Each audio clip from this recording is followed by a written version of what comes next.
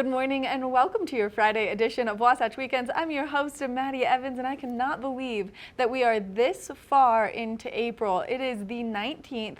That means we are expecting to see the mountains start to close down as spring is approaching. So Park City has a few days left. Deer Valley has a few days left. It's a great time to get out and enjoy that spring skiing. Now we've got a great show in store for you this morning. Not only are we going to be cooking some viral pasta that has now swept the internet, so you're going to want to stay tuned for that great recipe. We're also going to chat with a celebrity chef about some current drink trends that people are loving, as well as talking to Katie Wang from the Park City film series. So make sure that you stay tuned, but let's take a look at that local weather forecast right now.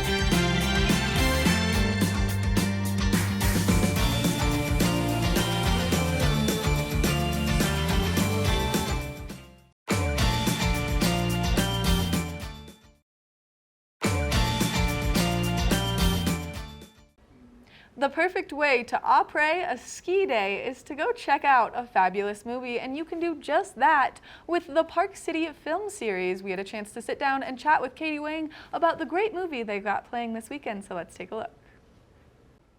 Well, you know what time it is with our next guest. We are approaching the weekend. I've got Katie Wang of Park City Film joining me here today to talk about all of the upcoming events that are going on this weekend. Katie, how are you? I am great. Thanks for having me. Great to be here. Wonderful to have you here. So let's talk about the upcoming films that are happening this weekend. Yeah, great. So we've got actually a film this weekend, and then we have a film next week on Thursday. So a little preview of coming attractions. But this weekend, our film is called The Arc of Oblivion, and it's by director Ian Chaney. And we have brought in a number of his documentaries over time. It was interesting when I booked this film, I was just captivated by the premise of it, which is basically, in a universe that, basically erases its tracks over time. And humans are kind of just a blip into the geologic scale of things, right? We are bound and determined that we are going to make our mark somehow. So it's kind of this quixotic, journey quest to make our mark, to be remembered, and basically to what end, right? If you look through culture, you look at science, you're looking at art, how are humans trying to do that? And what does that mean in the grand scale of time? So it's a really interesting journey and kind of conversation. Ian Chaney goes to Maine, where his family's from, and he builds an ark, very symbolic, of course. And it's like, what would you preserve? Like if you were trying to preserve some element of human history that might stand the test of time, what would that be? So you talk to Werner Herzog, Kirsten Johnson, the filmmaker. So really fascinating. But we've shown a number of his other films, Search for General Tsao, Picture a Scientist, about female scientists, The Most Unknown. So he's always kind of looking at the world at a slightly different angle, which I really appreciate. And just in unexpected ways brings these stories to light. So that's what we're bringing here this weekend. And I hope folks will come out and enjoy it during our spring break holiday week here in Park City. But it is a fantastic film, and certainly one that will generate a lot of conversation amongst your friends and fellow film lovers. Wonderful. So when is it showing and where can we see it?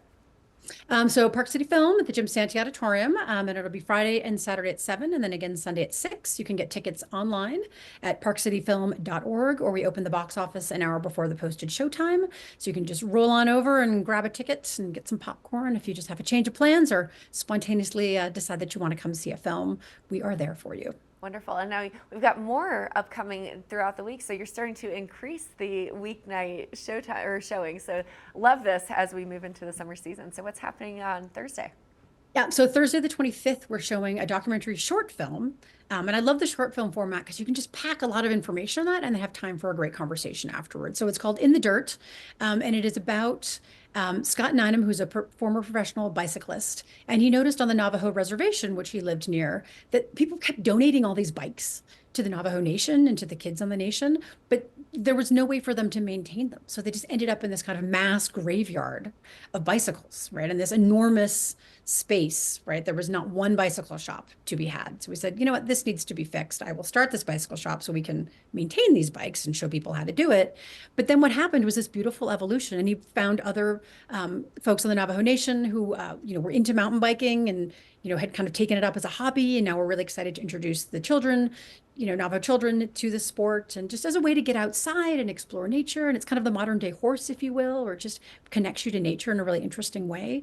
But then they started racing and kind of getting into this competitive side of things. And it just kind of took off in this way that they really didn't anticipate, but it's just awesome to see how it's taken hold in this community. So we'll have folks from the film for post-film Q&A. We also have some activists here in our community that are working on kind of equity, social equity through bicycles and kind of free bicycles at the Bicycle Collective, as well as getting people of color out into the outdoors. So it'll be a really interesting and robust conversation, and we're partnering with Swanner Preserve and Eco Center on that, and it's a free screening on the 25th, which is a Thursday at 7 o'clock. I love that, and I love bringing more visibility to the Navajo Nation as well. And there's such an interesting culture, but just to see them, being able to be out in the environment a little bit more, and how these bikes have really kind of changed it. I love the modern day horse reference that you mentioned, so that's great. Where can we go for more information to keep up and decide if we want to attend the event or not?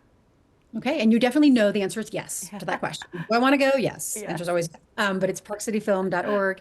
You can check out, of course, Arc of Oblivion and In the Dirt, and we have some more great films coming up, including a little teaser, a Studio Ghibli Film Fest this summer. So if you're a fan of Japanese anime or have no idea what I'm talking about and want to, just delve into something new, a new art form, you'll definitely want to come join us this summer as well. Awesome. Well, Katie, we love everything that you're doing in the community, the partnerships that you form, the films that you bring to the community and beyond. So thank you, and exciting things happening this weekend and on Thursday the 25th. We appreciate it.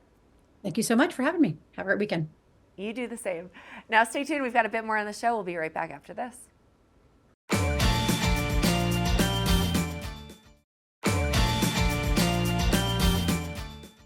I can't speak for you, but I can speak for myself. I'm a lazy cooker, and there's no better way to do it than throw all your ingredients in one pan. So we're going to show you how to make this delicious viral pasta recipe right now.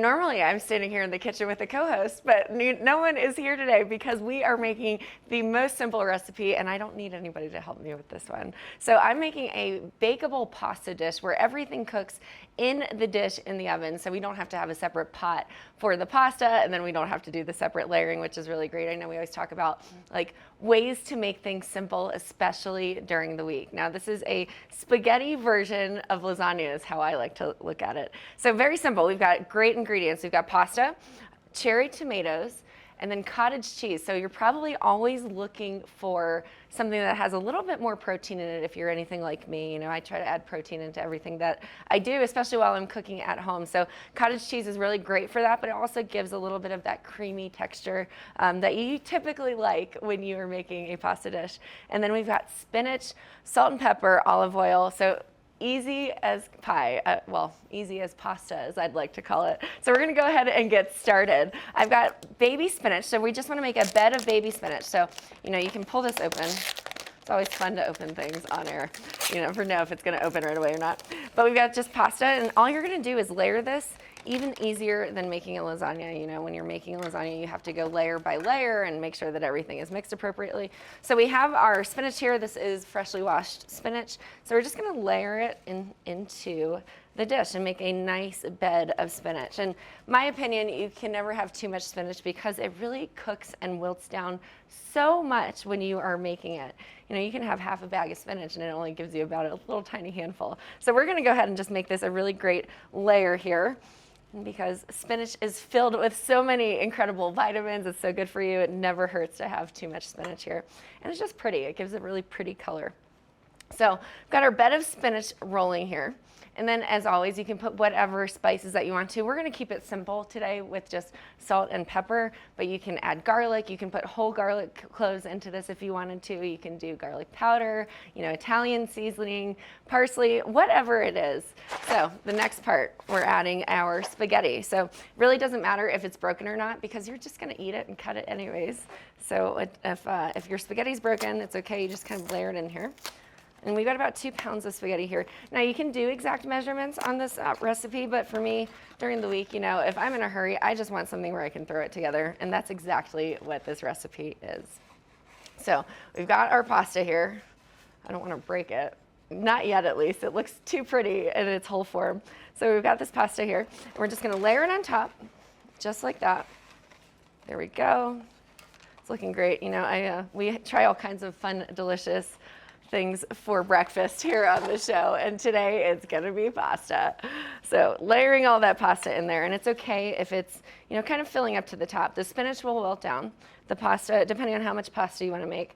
I think this looks good to me. I just want to kind of cover it on the top. Maybe we'll put a little bit more in there, depending on how many people we're serving here on the show today. I know the guys behind the camera, they are the people that keep this ship rolling, or sailing, I guess you could say.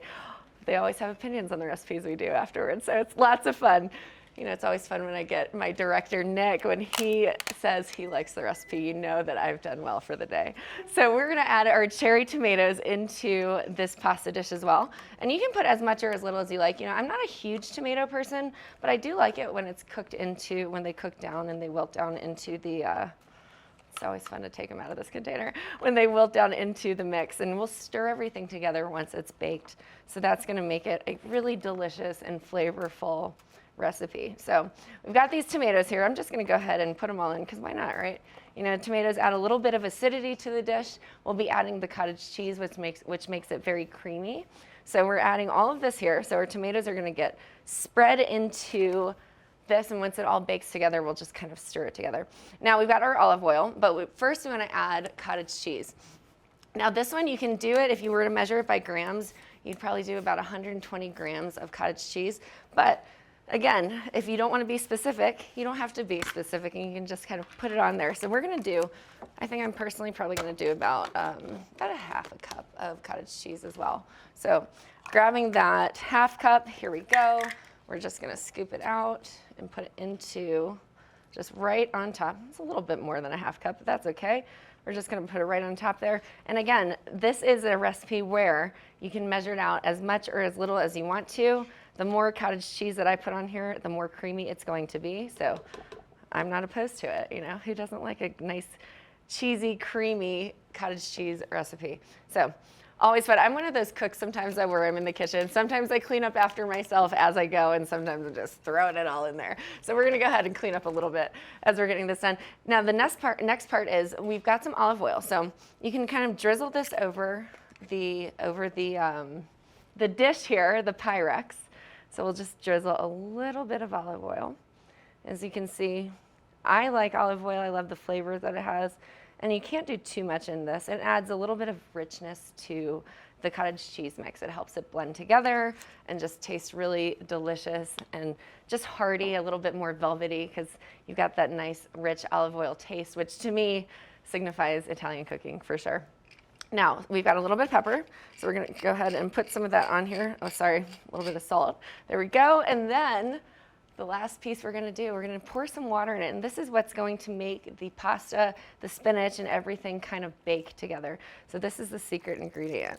We're just gonna pour it all over here, just like that. And as simple as this recipe is, I promise you, it's going to turn out quite delicious. So we've got all of the water poured into our baking dish. It doesn't look like much right now, I promise you, but wait till you pull this out. You will wow your guests and your friends and family if you are making this at home, because once it all bakes together, we're just gonna go ahead and just mix it all in. So we are done with it. You can season it as you'd like, either before or after. We're gonna pop it into the oven, and then you're just gonna let it bake for about 30 minutes, which is the most simple way to do things. So we're popping this in here. Our oven is set just like that. Great. Normally I have Kevin or one of the boys in the kitchen to put things in the oven for me, so that was a feat to do. But normally you'd bake it for about 30 minutes on 350 degrees. So our oven has been preheating.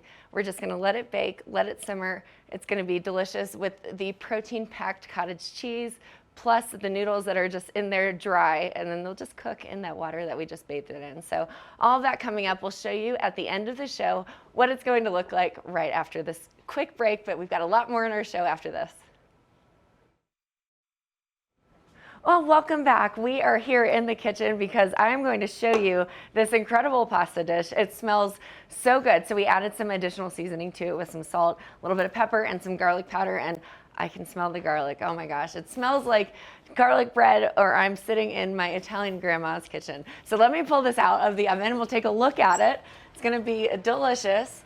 You can see that it is cooking. Now it looks pretty great here.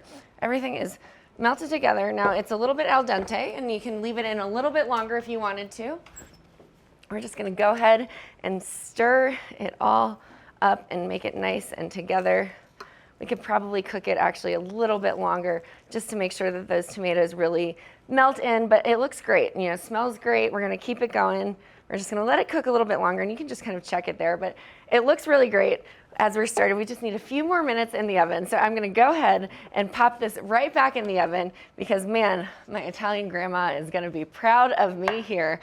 It's a lot harder to do this oven situation when you don't have anybody in the kitchen to help you with it. But we're gonna pop it back in. What a great show it's been.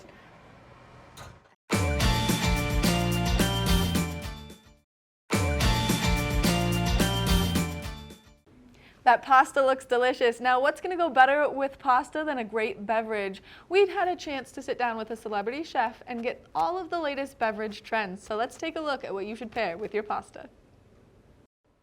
Now our next guest is quite accomplished for being a Gen Zer. She is celebrity chef and personality, contributor to Delish magazine, winner of Guys Grocery Games at the age of 15. I've got Flavors by Ali, Alessandra Chufo here today. How are you, Alessandra? I'm great, Kimberly. Thanks for having me on the show. How you doing? I'm great. Love having you here on the show because I've watched all of your recipes. I do some cooking here on the show myself, but your recipes are so incredible. So excited to chat with you because we're talking about bubble tea. I love bubble tea. It's a big fan, but it's a National Bubble Tea Day on April 30th. So, you know, tell me all about the latest and greatest food and beverage trends that are happening specifically with the Gen Zers. Absolutely. And thanks for watching my videos as well. So as a Gen Zer myself, I can tell you that we're interested in things that enhance our everyday experiences and really bring us together socially. So I think in the world of food, that means food and beverages that offer us an experience. You know, we also really love things that offer us convenience, but not at the cost of quality. So while we want things that we can grab and go or make quickly at home, it still has to taste and look good too. I love it. So bubble tea, we are talking all things bubble tea. I'm a big fan. I've been getting it for years, but it's recently kind of become more trendy. So tell me all about it. Absolutely. So it's a delicious and super popular Taiwanese recipe that's made with tea and the ever recognizable tapioca boba. It has so much variety and flavor that honestly, it's no surprise that it's so popular among everyone, but especially the 20-somethings across the country. Awesome. So how can we celebrate National Bubble Tea Day at home if we're not going out to get it?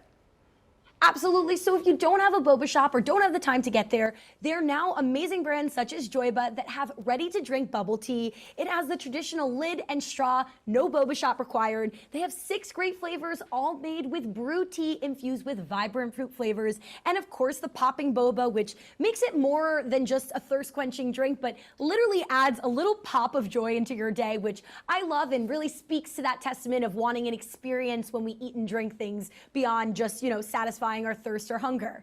You know, I'm a big fan of unique textures and flavors as well. So Joyba's got some great ones there in front of you. So where can we go to get these products?